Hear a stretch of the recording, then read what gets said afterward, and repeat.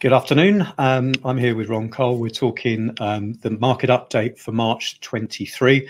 We're a little bit later in the month than we usually are this time round, and that's because we wanted to take a look at the Rightmove stats that they bring out. We like the Rightmove stats as they're much more current in the sense that they reflect the demands that they're seeing through their amalgamated stats on their website, and really do have a much better reflection of what we see generally. That is compared to, say, like Land Registry and the Building Society stats, which can be really talking about sales that were negotiated and agreed. Now we're in March. These sales that are completing now would have been agreed in September, October last year, but they're not perfect.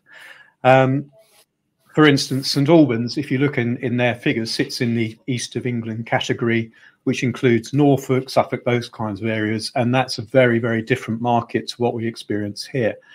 But equally, although there is a separate category identified for London, St Albans sits outside London. And although it's heavily influenced by what happens in the London market, it's certainly not chained to it.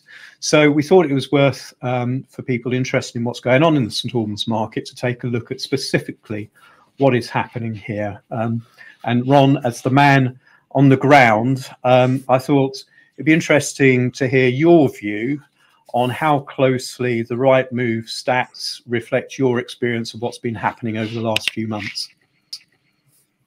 Yeah, thank you, Steve. It's very interesting when you do see the Rightmove statistics come out, because they are essentially almost working in what's happening in around us in lifetime, and it's very it can be comforting sometimes and not so comforting at other times. I think, you know, looking at what we've seen from them this year, it's a really interesting reflection on where we are compared to where we are over the last few years. It was an exceptionally different market this time last year, and we saw exceptional highs, followed by at the end of the year some interesting low points. But if we look at when we're thinking about where we are now, it's more of that phrase of a normal market. If we look back at 2019 at this period of time, we're probably only a few percent, 4% under where we were then. So that really does tell us that we're in a much more leveled playing field. St Albans, as you said, does sit vastly aside from our neighbours to the north and to the east, but we also sit vastly aside to what's going on in London. London's so vast and so sectional and so borough-driven and fashion-driven to a certain extent on the kind of things that might be popular, that we are essentially in that St Albans bubble, and there's lots of interesting activity happening in and around us. So I can tell you, even in comparison to a supercharged market of this time last year, our first-time buyer registrations and our registrations generally from new applicants aren't much different. It's slightly down, and only slightly, within about, again, 4 or 5%. A very, very busy market for first-time purchasers, from 600 to 750,000. In fact, that's one of our leading market spots at the moment, very much driven by lots of things. People moving out of London, moving around St Albans, trying to get into hotspots for certain schools. And there are some hotspots around the schools, as there is always in St Albans. But so far this year, March especially, has been a very, very interestingly driven month. Probably busier than what I'd given expectations for it to be.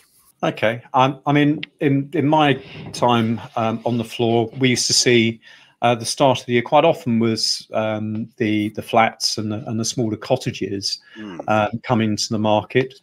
Not exclusively, but you know, it was weighted towards that. Do you see or feel that what's happening at the moment is more to do with that kind of trend? It's a seasonal trend, or has there been a shift in the market? It's interesting again. So I'd say that we are seeing activity across the board. First-time buyers are looking for one-bedroom flats again, looking for two-bedroom flats, and you know, those entry-level cottages are also being snapped up. We're also seeing, surprisingly enough, lots of interest further up the scale from first-time buyers. Lots of the first questions we're being asked is, as I've commented on one of our earlier reports in the year, was lots of questions in around energy performance. So some first-time buyers looking at, you know, not necessarily picking up that cottage or looking for the Victorian start, but looking for maybe a new home or a newer style home or something that has a higher energy performance certification reading. So I think across the board we're busy, and being across the board busy from a first-time buyer's point of view can also make us across the board busy at a very popular point, which is also around about £1 million to £1.2 million. So I think we're a little bit short of stock as the market is generally, but what is coming to market is getting lots of interest. Can you give us any idea of the sorts of levels generally across the Northern, not just talking about us, but in terms of properties that have come to the market over the last month and have sold? I can. So in the last month alone in St Albans, there was over 200 new properties came to market. So far this year, which is interesting, slightly behind last year's numbers as well, 630 properties, 635 properties have come to market. Again, that's pretty reasonable numbers for a market that went through some shocks towards the end of last year. Sales agreed numbers for the same period of time aren't much off last year's pace, to be honest with you. Probably 10% down actually, but it isn't hugely off the pace. Around about 435 units so far to date. In March so far, well over 125 units, and we're only the 22nd have gone under offer, and that's a similar number to last month. So we're seeing a busy spring market start, as Rightmove's numbers suggest. That there is some really good points of recovery as a busy spring market. Okay, and I think in terms of price expectations for people, where we're looking at a relatively stable market. I mean, there's a small percentage increase or fraction of 1% increase that that Rightmove are saying has occurred in terms of asking prices. This is in the region. Now, that presumably gives its own challenges in the way you go about marketing a property. It does. Is there any advice that you would give to people on how they should adapt to this situation? It's a really good question. I think in a market where you're seeing those sorts of increases, decreases, but in this case increase, you really do need to set yourself aside to achieve good value from your competition. So if we look at I can only talk about ourselves and how we go about our marketing prospect and how we position ourselves. It really is trying to be exceptional, making sure that you're working closely with your agent. And we work very closely with our vendors as they approach market, making sure that our advertising, our videos, our flybys are absolutely perfect and on point, and offer a reason as well, not just the point of making something have a blue sky. It's actually, we want to get our vendors the best price by marketing the property as well as we can, but we also have to be an incredibly proactive agent.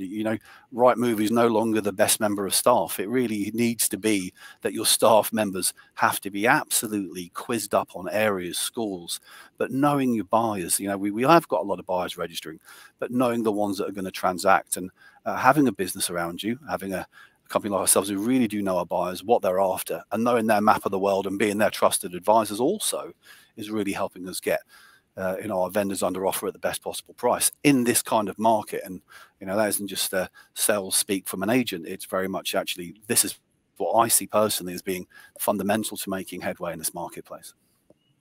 All right, well, thanks very much, Ron. All interesting stuff. Look forward to speaking to you again on it. Perfect. Thanks very much indeed. Thanks for sharing the figures with us, Steve. Really appreciate it. Thank you.